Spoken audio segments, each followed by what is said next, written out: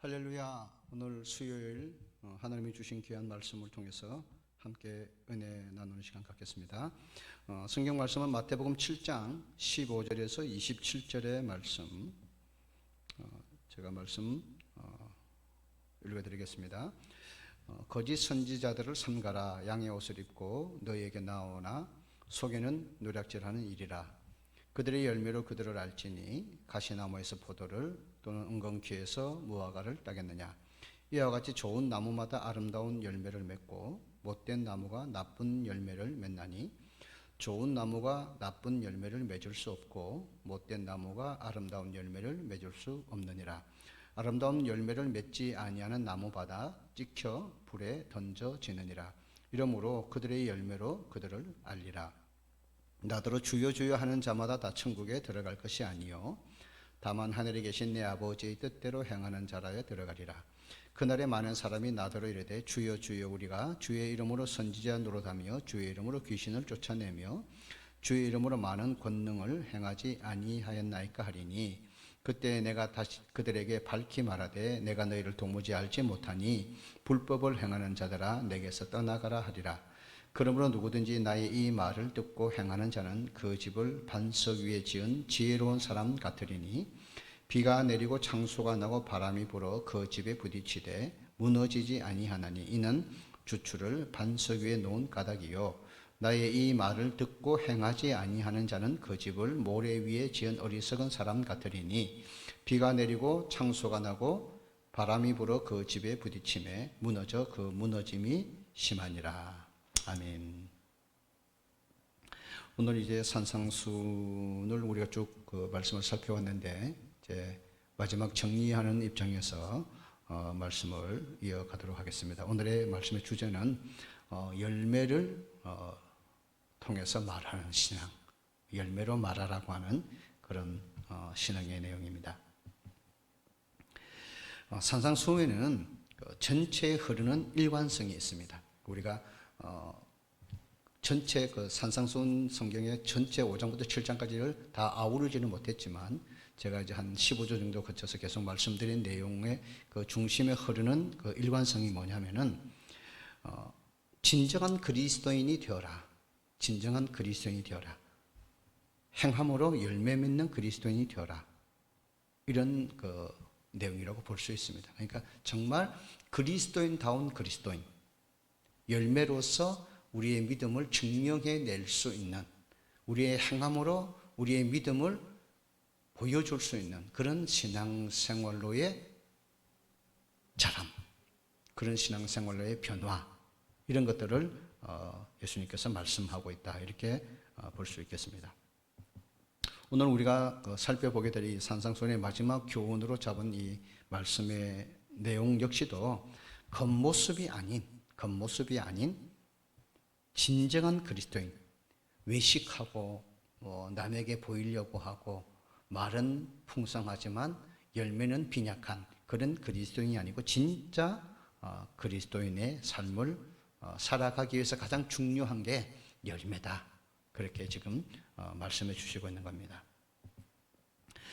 이 내용들을 보시면 제일 먼저 우리가 생각해 볼 것은 삶 속에 맺히는 열매의 문제입니다.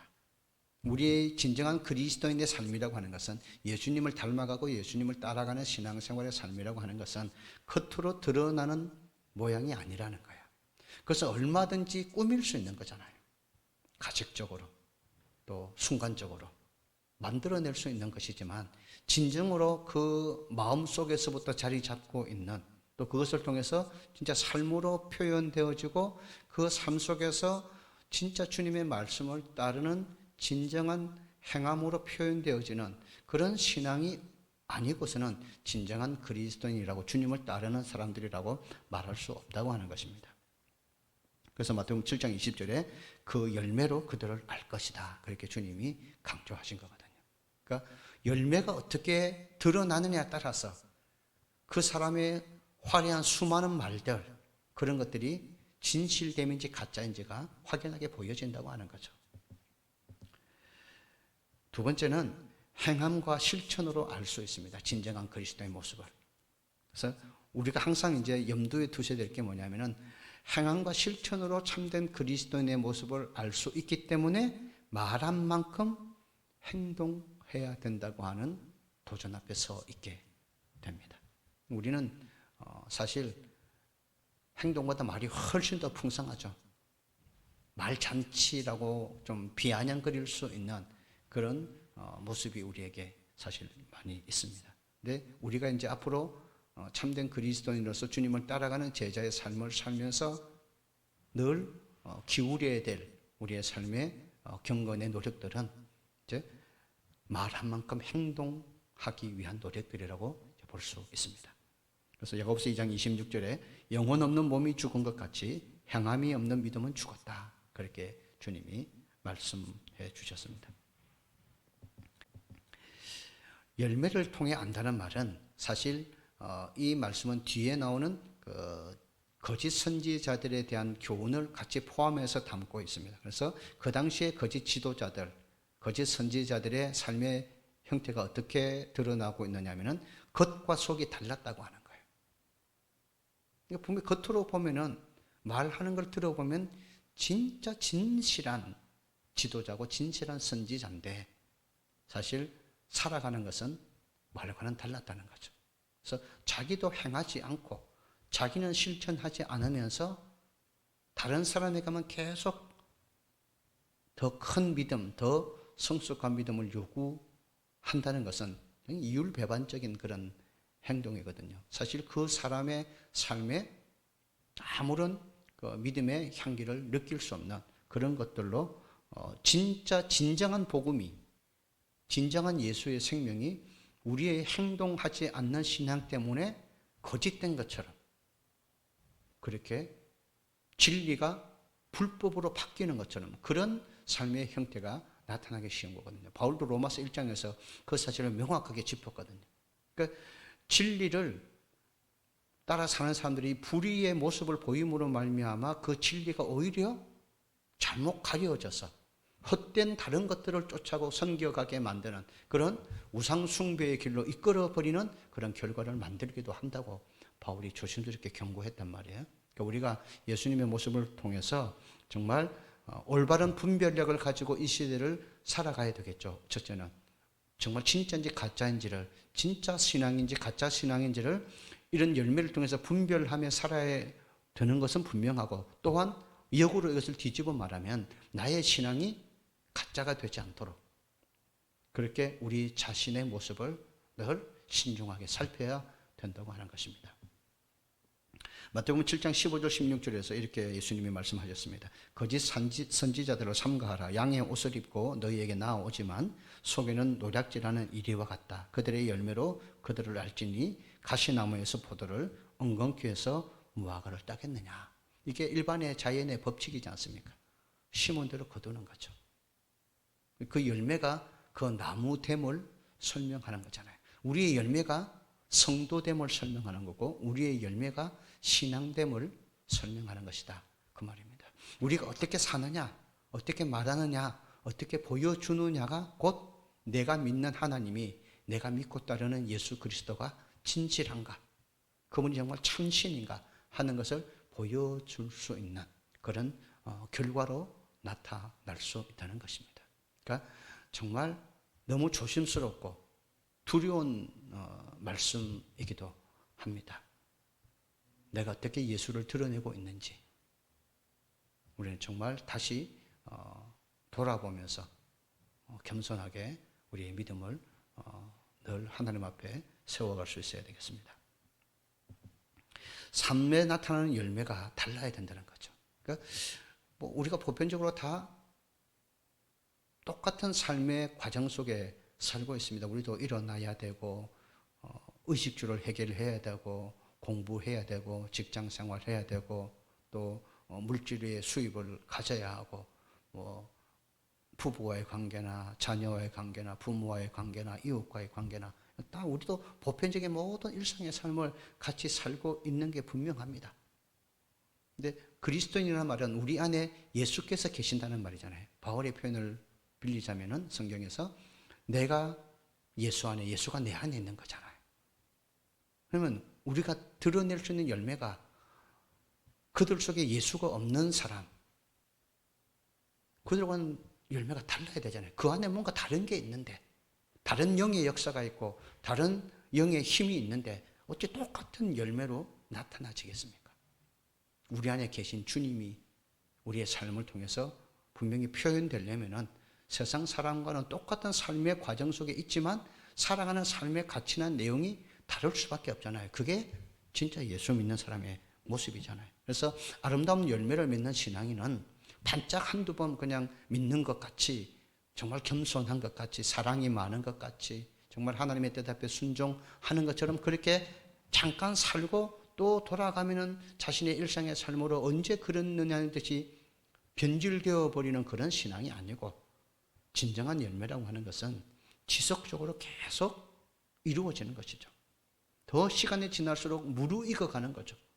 더 향기가 진해지고 더 삶의 내용이 깊어져 가는, 그러니까 진짜 열매가 연걸어가는 그런 삶을 살 수 있어야 진정한 그리스도인이 된다. 아, 저 사람이 갈수록 더 멋져진다. 더 갈수록 보면 볼수록, 말을 들으면 들을수록, 만나면 만날수록 더 정말 그 안에 계신 예수가 확연하게 드러나 보인다. 이게 진정한 그리스도인의 모습이고 주님을 따르는 제자의 모습이 되어야 된다는 것입니다. 진리의 삶은 행동과 열매로 증명되지 않고서는 불가능하다는 것입니다. 우리가 자꾸 나를 속이고 나도 속는 게 뭐냐면, 행동과 열매가 없이도 진리를 증명할 수 있다고 하는 유혹에 빠지는 거예요. 예수님이 어떻게 하나님의 아들이 되심을 증명했습니까? 철저하게 주님의 뜻을 따라 살아가는 삶 때문에 그분의 말이 다른 사람의 말과 달랐고, 그분의 행동이, 그분의 마음가짐이, 그분의 어떤 목표가 다른 사람과 달랐잖아요. 그 시대와는 완전 다른 삶으로 증명해 내신 거잖아요. 십자가에 죽으시면서까지. 그러니까 그분의 말씀이 진리가 되고 그분의 삶이 진리가 되고 그분 자체가 진리가 될 수 있는 거잖아요. 근데 우리가 자꾸 살지 않으면서, 주님을 따르지 않으면서 내가 하는 말이 진리라고, 내가 진리를 믿고 있고 진리를 따르고 있다고, 내 안에 계신 주님이 진리라고 이렇게 말하는 것은 잘못됐다는 거예요. 그렇기 때문에 그 진짜 복음의 능력이 아무런 힘이 없는, 생명력이 없는 그런 말잔치에 지나는, 말만 화려하고 번들어한 그런 내용으로만 꾸며져 있을 뿐이지, 실제로 그 말씀의 내용이 사람을 살리고 사람을 고치고 사람을 새롭게 하는 그런 능력으로 바뀌어지지 않아 버리면은 우리는 오히려 예수님의 진리를 가리는 그런 사람이 되어버릴 수 있습니다. 진리는 삶과 행동과 열매로 증명되어져야 되는 것이다 하는 사실을 우리가 꼭 잊어버리지 않으셔야 되겠습니다. 잠언서 10장 6절 7절에 보시면은, 의인의 머리에는 복이 많아 악인의 입은 독을 머금었느니라. 의인을 기념할 때는 칭찬하거니와 악인의 이름은 썩게 되느니라. 그렇게 말씀을 하셨습니다. 그래서 늘 우리가 우리의 모든 삶의 내용들이 어떤 것을 보여주고 있느냐에 늘 관심을 가지고 우리의 마음속을 살피는 그런 신앙생활을 하셨으면 좋겠습니다. 참된 제자와 그릇된 제자의 모습이 어떤 것이겠습니까? 우리가 계속 앞에서부터 쭉 말씀을 살펴봤던 것처럼 참된 제자는, 참된 그리스도인은 삶 속에서 하나님의 살아계심을 증거하며 살아야 된다고 하는 것입니다. 우리의 알미 삶으로 나타내야 된다는 것입니다. 우리의 믿음이 삶을 통해서 구체화되고 실현되어질 때, 아, 저 사람 속에 예수가 있구나, 저 교회 속에 진리가 있구나, 그렇게 말하게 되는 것이죠. 우리는 분명히 진짜와 가짜가 있는 것 같습니다. 성도도 진짜와 가짜가 있고, 지도자도 진짜와 가짜가 있고, 교회도 진짜와 가짜가 있는 것 같습니다. 이런 말을 하기가 참 그렇고, 이 구분을 참 하기가 어렵죠. 예수는 진짜고 교회는 진짜고 말씀은 진짜인데, 그 말씀이 진짜가 아닌 것처럼 살아버리니까, 그 교회가 진짜가 아닌 것처럼 교회됨의 모습을 보여버리니까 진짜와 가짜가 되어버리는 거잖아요. 저는 우리 사랑하는 성도들이 이런 진짜와 가짜가 있다, 이런 말을 안 들었으면 좋겠습니다. 교회가 진짜와 가짜가 있다, 이런 구분이 좀 안 생겼으면 좋겠습니다. 다 예수 안에서 진리만 있고 예수 안에서 진짜만 있고, 이게 정말 주님이 우리에게 말씀하신 삶의 모습이 아니겠습니까? 마태복음 7장 21절에 나더러 주여 주여 하는 자마다 다 천국에 들어갈 것이 아니고 다만 하늘에 계신 내 아버지의 뜻대로 행하는 자라야 들어간다. 천국에 관한 말씀, 구원에 관한 말씀도 본질적으로 이 행함에 대한 이야기가 명확하게 예수님을 통해서 드러나셨어요. 그러니까 입술로 진정한 삶을 추구하지 않고, 진정한 삶의 변화를 통해서 그 믿음을 드러내려고 하지 않고, 입 안에만, 생각 안에만, 마음 안에만 머무르는 믿음은 하나님의 나라에 들어가지 못하는 믿음이 된다는 것입니다. 주님이 원하는 믿음은, 주님의 말씀하시는, 성경이 말하고 있는 믿음이라고 하는 것은 주여 주여 하고 주님이 나의 구원입니다 그렇게 말하는 그 말 속에 있는 구원이 아니고, 그 믿음이 내 생각과 삶 속에서 구체화되고 내 삶 속에서 예수의 참된 생명이 삶으로 증명되는 그 순간에서부터 진정한 구원의 은총이 우리에게 찾아온다는 사실을 잊어버리지 마시기를 축복합니다. 우리의 삶 속에 우리가 기억해야 될 두 가지 정신이 있습니다. 종교개혁이 일어날 때 이제 중세 교회의 잘못된 신앙의 그 모습에서 정말 삶의 의미를 잃어버리고 삶으로 증명하는 실천과 행함을 잃어버리고 살았던 그 어두운 신앙의 그림자에 덮여있던 중세 교회를 벗어나서 새로운 개혁된 교회를 추구하면서 종교개혁이 일어났는데, 그 종교개혁은 크게 두 가지 정신이 있었습니다. 하나는 본질로 돌아가자는 것이고 말씀으로 돌아가자는 것이었습니다. 근본의 본질, 진짜 교회됨의 모습을 찾는 것, 진짜 성도됨의 모습을 찾는 것, 진짜 복음의 길을 찾아가는 것, 이렇게 본질로 늘 돌아가는 것이죠. 우리의 신앙은 앞으로 더 그럴 것 같습니다. 코로나 사태 이후로 교회는 끊임없이 이제는 개혁될 수밖에 없습니다. 본질로 돌아가지 않으면 멈추어 서는 것입니다.